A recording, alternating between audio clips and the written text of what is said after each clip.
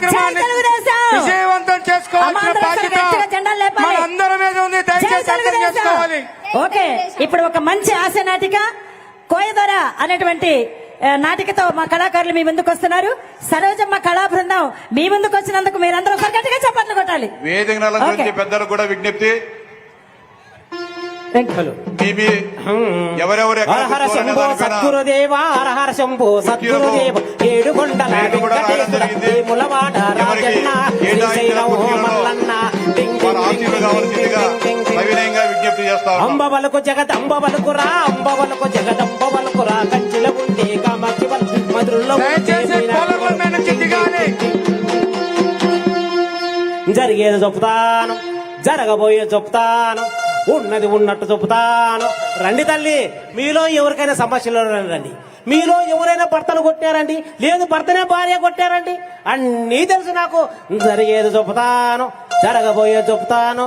అరే ఏందబ్బా, ఒక గంట నుంచి ఊరంతా తిరుగుతానే ఉన్నాను. ఎవరే కానీ మన దగ్గరికి జాతర చూసుకోవడానికి అర్థం వేసుకోవడానికి రావట్లేదే. అదే 2 సంవత్సరాల కిందట ఈ ఊరికి వచ్చింటే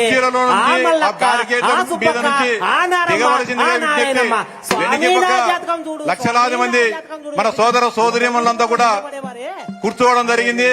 మీరు కుర్చీల పైన నిలబడితే వెనక ఉన్న వారికి ఏమీ కనపడదు. ఇది మనందరి బహిరంగ సభ.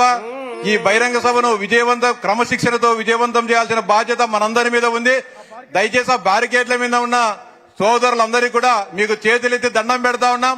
దయచేసి కూర్చోవలసిందిగా విజ్ఞప్తి. దయచేసి మీరు కుర్చీల నుంచి కిందికి దిగితేనే వాలంటీర్స్ నిలబడకుండా మన సోదరులందరినీ కూడా కూర్చోమని చెప్పండి అమ్మా.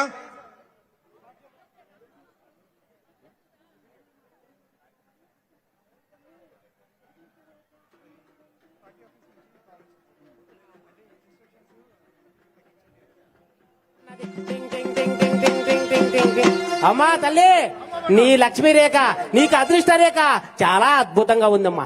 ఆ అదృష్ట రేఖ, ఆ లక్ష్మీదేవి నీ ఇంటికి రావాలంటే నా దగ్గర 3 ముఖాల పురికాయ ఉందమ్మా. ఒక తాయిత్త కడతా. 1,00,000 కాదు, ఏమి కాదు, కోట్లు కాదు. 10 మంది కలిసి టీ తాగలేదు పోతుంది, 10 మంది కలిసిన తోట టిఫిన్ చేయలేదు పోతుంది. ఒక 550 రూపాయలు అవుతా చూడు తల్లి. నువ్వు బాగుండవు స్వామి. ఏమ్మా, నీ అంతరాలు కట్టించుకునేదంతా గతంలో 2 సంవత్సరాల క్రితం నీ దగ్గర అంతరాలు కట్టించుకున్నటువంటి పరిస్థితి. అదేనమ్మో, ఆగమ్మా ఆగో. పోయిన సంవత్సరము ఈ అమ్మ ఏం పడిందో తెలుసా రామలక్ష్మి? ఏమనింది?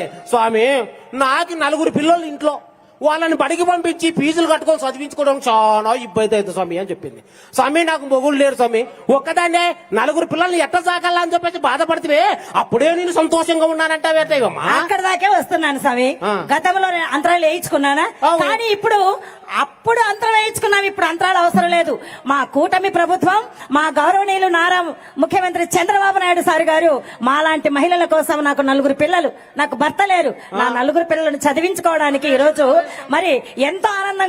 తల్లికి వందనం అనేటువంటి పథకం అట్లా మీ కూటమి ప్రభుత్వం అధికారంలోకి వచ్చిన తర్వాత మీ చంద్రబాబు నాయుడు గారు తల్లికి వందనం అనే పథకం పెట్టినారా? తల్లికి వందనం పథకం పెట్టి నా 4 పిల్లలకి ఇప్పుడు సంవత్సరానికి ఒక్కొక్కరికి 15,000 రూపాయలు చొప్పున రావాలి కదా. నలుగురికి 60,000 రూపాయలు వస్తుంది. కానీ ఈ సంవత్సరం నా పిల్లల 4కి 52,000 రూపాయలు నా అకౌంట్ లోకి వచ్చేసింది. మిగిలిన దుడ్లు అడిగిపోయినాయమ్మా. పోలేదు. ఆ మిగిలిన 8,000 రూపాయలు స్కూల్ యాజమాన్యానికి, నా సౌండ్ సిస్టమ్ పైన ఉన్న వాలంటీర్స్, అక్కడికి వెళ్ళి ఆ సౌండ్ సిస్టమ్ మీద నిలబడుకున్న అతన్ని ఇది దించండి, అతను దించండి. ఆ సౌండ్ సిస్టమ్ కాడ అందరూ 2 వాలంటీర్స్ నిలబడుకోండి, నా పిల్లలకి అతను దించండి.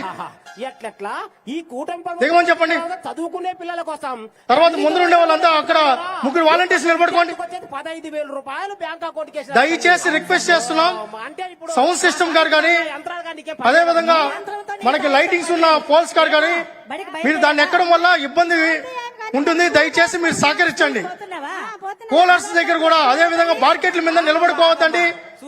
కూలర్స్ కాడ వాటి మీద పని చేయము. దయచేసి సహకరించాలని చెప్పి విజ్ఞప్తి చేస్తున్నాం. ఏదైతే మహిళల గ్యాలరీ ఉందో అయిన తర్వాత మిగతా వాళ్ళందరినీ కూడా వాలంటీర్స్ ఈ నడి మీద వాళ్ళందరినీ క్లీన్ చేసి అందరినీ ఆశీర్వాదం చెప్పండి. కుర్చీలు లేకపోతే వెనకాలన్నా ఇంకా, ఎందుకంటే వేలాది మంది ఇంకా వెనకానే ఉన్నారు, వాళ్ళకు కూడా కనపడాలి. లెఫ్ట్ సైడ్ అందరినీ కూర్చోబెట్టండి దయచేసి. వాలంటీర్స్ లెఫ్ట్ సైడ్ అందరూ కూర్చోవాలన్నా ప్లీజ్ అన్నా, రిక్వెస్ట్ అన్నా. మీరు వెనకాన వందలాది వేలాది మంది వెనకాల ఉన్నారు, మీ వెనకాల ఉన్నారు.